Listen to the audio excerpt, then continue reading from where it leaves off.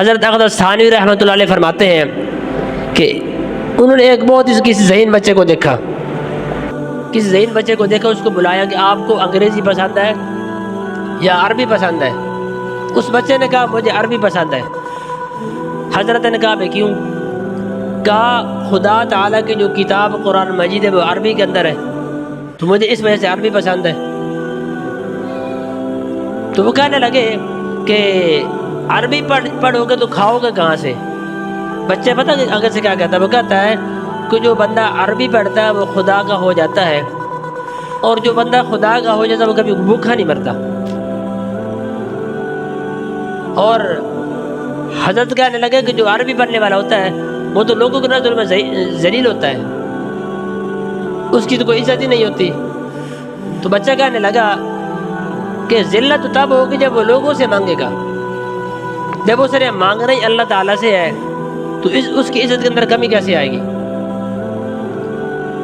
بلکہ لوگ تو مولویوں کو ہاتھ جوڑ کر دے رہے ہوتے ہیں کہ یہ لو ہماری طرف سے بھی کچھ نہ کچھ لے لو کھاؤ۔ تو اللہ تعالیٰ نے ہر انسان کے لیے رزق تیار کر کے رکھا ہوا ہے، لیکن ہم ہیں کہ اس کی نافرمانی کرتے ہیں، اپنے لیے رزق کے دروازے بند کر لیتے ہیں۔ انسان اللہ تعالیٰ پر جیسا گمان رکھے گا اللہ تعالیٰ انسان کے لیے ویسے معاملہ فرمائیں گے۔ اس لیے کہ جو دین پر چلنے والے ہوتے ہیں، دین کے کام کرنے والے ہوتے ہیں، ہاں جی، اللہ تعالیٰ ان کے لیے نبیوں کے طریقے سے رزق کا انتظام فرماتے ہیں۔ اس کی وجہ یہ ہے کہ آپ یہ بتائیں کہ کیا انبیاء علیہ السلام نے دنیا کے اندر آگے کاروبار کیا تھا؟ نہیں، نہ کوئی فیکٹری چلائی، نہ کوئی کاروبار کیے۔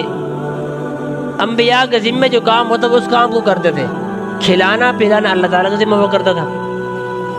لیکن آج جو انسان کے ذمے ہے، انسان نے اس کام کو چھوڑ دیا ہے۔ میں نے آپ کو دو باتیں بتائی ہیں، ایک ہے مقصد زندگی اور ایک ہے ضروریات زندگی۔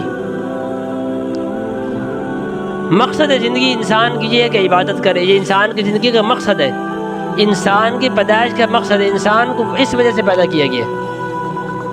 ضروریات زندگی انسان کا رزق ہے، کھانے ہیں، ہاں جی، اور بیوی بچے ہیں، یہ سارا کچھ اللہ تعالیٰ کے ذمے ہے اس کو دینا۔ امام راضی رحمۃ اللہ علیہ فرماتے ہیں کہ حضرت موسیٰ علیہ السلام پر وحی نازل ہو رہی تھی تو ان کے ذہن کے اندر نا اپنے گھر والوں کے بارے میں رزق کا خیال آ گیا۔ اللہ تعالیٰ کو یہ بات ناگوار گزری تو اللہ تعالیٰ نے پھر کہا کہ اے موسیٰ تیرے ہاتھ میں جو عصا ہے نا، ڈنڈا، اس کو اس پتھر پر مار۔ جب اس ڈنڈے کو پتھر پر مارا گیا تو اس کے اندر سے ایک اور پتھر نکلا۔ اللہ تعالیٰ نے کہا پھر اس پتھر پر ڈنڈا مارو۔ جب اس پتھر پر ڈنڈا مارا گیا تو اللہ تعالیٰ نے کہا اس کے اندر سے دوسرا پتھر نکلا، اس پر ڈنڈا مارو۔ تیسرے پتھر پر پھر حکم ہوا کہ اس کو ڈنڈا مارو۔ جب اس کو ڈنڈا مارا گیا تو اس کے اندر ایک چونٹی جیسا کیڑا اور وہ رزق کھا رہا ہے، اس کے منہ میں سبز پتہ۔ تو یہ ہمارے سبق سکھلانے کے لیے بات تھی کہ اللہ تعالیٰ کہتا ہے جو ہاں جی پتھروں کے اندر ایک کیڑا تیسرے پتھر کے اندر وہ بھی کھا رہا ہے تو میں آپ کو کیسے بھوکا رکھ سکتا ہوں؟ اور پتھر یہ تسبیح بیان کر رہا تھا کہ پاک ہے وہ ذات جو مجھے دیکھتی ہے، ہاں جی، جو میرے وجود کو دیکھتی ہے، میرے کلام کو سنتی ہے، جو میرے رہنے کی جگہ کو جانتی ہے، ہاں جی، مجھے یاد رکھتی ہے، مجھے بھولتی نہیں ہے۔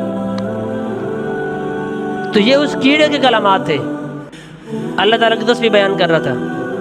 کتنے بہترین الفاظ ہیں کہ پاک ہے وہ ذات جو مجھے دیکھتی ہے، میرے رہنے کی جگہ کو جانتی ہے، میرے کلام کو یعنی میری باتوں کو سنتی ہے، اور مجھے یاد رکھتی ہے، مجھے بولتی نہیں ہے۔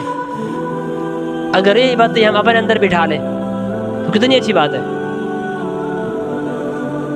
بعض مرتبہ بعض انسان کو رزق دو طریقے سے ملتا ہے، ایک ہوتا ہے کسی واسطے کے ذریعے سے رزق ملنا، ایک ہوتا ہے بلا واسطے۔ واسطہ یہ ہے کہ دکان سے رزق مل گیا، کھیتی باڑی سے رزق مل گیا، دفتر سے مل گیا، کوئی نوکری کر لی، دیہاڑی کر لی، ہاں جی، مزدوری کر لی۔ بل واسطہ وہ یہ ہوتا ہے کہ آپ نے گندم جب بجائی کر رہے تھے تو اس وقت آپ نے 20 کلو یا 30 کلو 35 کلو 40 کلو آپ نے گندم ڈال کے آ گئے.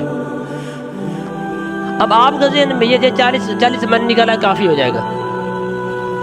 اللہ تعالیٰ نے اس کو بڑھا چڑھا کر 60 من دے دیے. تو جو آگے والے 20 من ہیں وہ بلا واسطہ آپ کو مل گئے ہیں. ہر انسان کے ذہن میں یہ بات ہوتی ہے نا کہ یار مجھے 50 من مل جائیں گے، اس 40 من مل جائیں گے. اوپر جو اس کو ملتا ہے وہ بلا واسطہ اس کو ملتا ہے. بعض مرتبہ انسان کہیں دیہڑی کرتا ہے تو مالک اس کو 600 کے بجائے 1000 روپے دے دیتا ہے، حالانکہ بنتی 600 ہے، لیکن برکت آ جاتی ہے اللہ تعالیٰ کی طرف سے، اس کو 1000 روپے مل جاتا ہے. تو یہ ہے بلا واسطہ. اللہ تعالیٰ ہمیں ہو گیا، اللہ تعالیٰ ہمیں بغیر واسطے کے پتہ کس رزق عطا فرماتے ہیں. ہماری توجہ اس وقت اس طرف ہوتی نہیں. اللہ تعالیٰ کہتے ہیں تم زمین میں گندم ڈال کے آتے ہو، دانہ ڈال کے، اس کو تم اگاتے ہو یا میں اگاتا ہوں؟ جب انسان گندم ڈالتا ہے، دانے ڈالتا ہے، توکل کرتا ہے، ہاں جی، لیکن جب دانے گھر آ جاتے ہیں پھر توکل کوئی نہیں، پھر توکل شارٹ ختم ہو گیا بھائی. پھر انسان یہ سوچتا ہے کہ محنت میں نے کی، ہل میں نے چلایا، تیل میں نے خرچ کیا، پانی میں نے لگایا، کھل اور کیا نام ہے زہر میں نے ڈالی، خون پسینہ میں نے لگایا، اب اس رزق کے اندر اللہ تعالیٰ کا حصہ کہاں سے آ گیا؟ پھر نعوذ باللہ اللہ تعالیٰ معاف فرمائے انسان دہریہ بن جاتا ہے. اللہ تعالیٰ کہتا ہے کہ جب تم نے گندم کا دانہ ڈالا، اس گندم کو زمین کے پیٹ سے پھاڑ کر تم نے نکالا یا میں نے نکالا؟ اس گندم کے دانے سے کومپل تو نے تیار کی کہ میں نے تیار کی؟